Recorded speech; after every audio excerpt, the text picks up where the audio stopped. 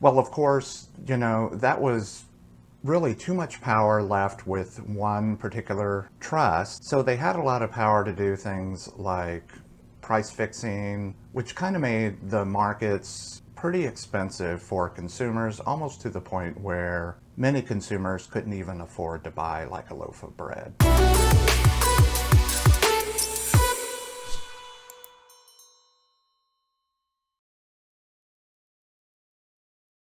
Hello everyone, I hope your day is going well. So this week, as promised, we're going to talk about three different government organizations that are charged with overseeing businesses in general, along with businesses that are specific to the financial markets, businesses that offer financial products to consumers, and how those organizations oversee the rules and regulations that are associated with the industry.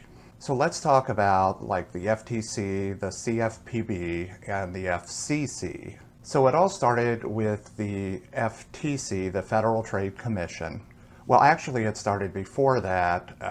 Back in the 1800s, there were different trusts that were set up that would handle things like all the distribution and production of like petro, one for food, one for infrastructure, and then they had a trust for like distribution, like transportation of these goods or services. Well, of course, that was really too much power left with one particular trust. So they had a lot of power to do things like price fixing, which kind of made the markets pretty expensive for consumers, almost to the point where many consumers couldn't even afford to buy like a loaf of bread. So of course, around 1914, the Federal Trade Commission Act was passed. That's when the government stepped in, and they created the Federal Trade Commission to enforce that act. And what this primarily did, of course, businesses got creative. They are constantly working to maximize profits. So when they were broken up and they couldn't have like monopolies anymore, they started merging their businesses so they can regain control and centralize power. Well, the Federal Trade Commission, they pretty much have stepped in to prevent these mergers from happening. So through the 1900s, following that, everything kind of was beaten along. And then the next big event that happened was the 2007-2008 housing crisis. Now, how did we have the housing crisis? Well, mortgages specifically were kind of tied to some very creative financial products. Financial products where consumers didn't really understand what they were signing. They didn't understand how the program laid out over time. So then, of course, a lot of these people that had these mortgages started to default on these mortgages. And there was so much of it at the time that it had a huge impact on the financial market and caused the housing market to kind of become unsustainable. So the government stepped in again. It took them a couple of years to kind of get a handle on things. But in July of 2010, the Dodd-Frankact Act was created and signed into law. And the government kind of realized that they probably have to have a specific organization for financial markets, mostly banks and credit unions. But as time went on, it kind of overlapped into some other businesses that offered financial products as well. So they needed an organization to oversee and enforce the Dodd-Frankact Act. So they created the Consumer Financial Protection Bureau, which is the CFPB.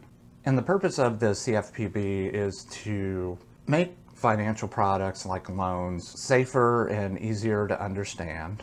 They wanted to make sure that consumers understood the risks when they entered into these relationships, but they wanted to make sure that consumers not just understand the price of a product or service, but also how did interest impact the amount of principal that they were borrowing over time. And additionally, they also wanted to cut down on the fine print. So the Dodd-Frankact Act kind of said, hey, everything has to be in plain language and the fine print has to be minimal. So a reminder, the FTC kind of oversees all businesses, whereas the CFPB kind of takes jurisdiction from the FTC when it comes to the financial market. Now, sometimes there's a little bit of overlap. They may have disagreements as far as who has jurisdiction, but for the most part, FTC, all businesses, CFPB, just financial markets. But what about the FCC, the Federal Communications Commission? Where do they come in?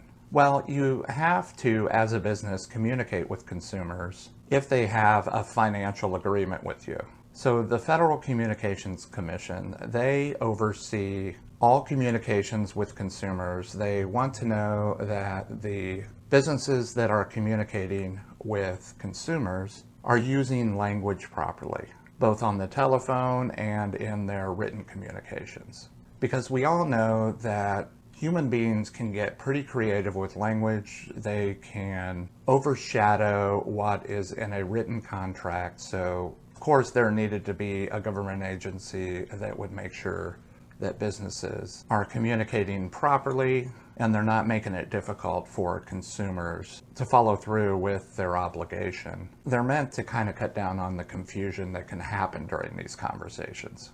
But that's all we're going to cover for today. But in the coming weeks, we will go into a handful of these regulations, how they impact your business, how they impact the financial market, and what processes we can put in place to kind of protect ourselves, our business, our clients, and the consumers going forward. But I think I've said enough for today. As always, be safe, be well, don't take any unnecessary risk, and I hope to talk with a lot of you soon. Take care.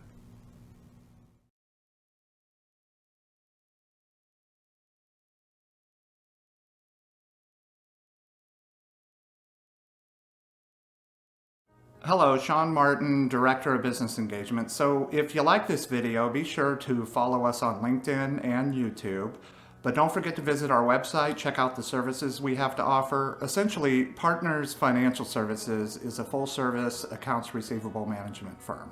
So we specialize in billing, loan servicing, and debt collections. Some of the industries that we serve are the education industry, everything from a proprietary school all the way up to a college, university, higher educational level. Also banking, financial institutions, credit unions, and then a handful of miscellaneous industries that we do some debt collections for. So yeah, give us a call, send us an email, let us know what you have in mind, and we can see if our services can line up with your objectives and help you get in a better place than you are today.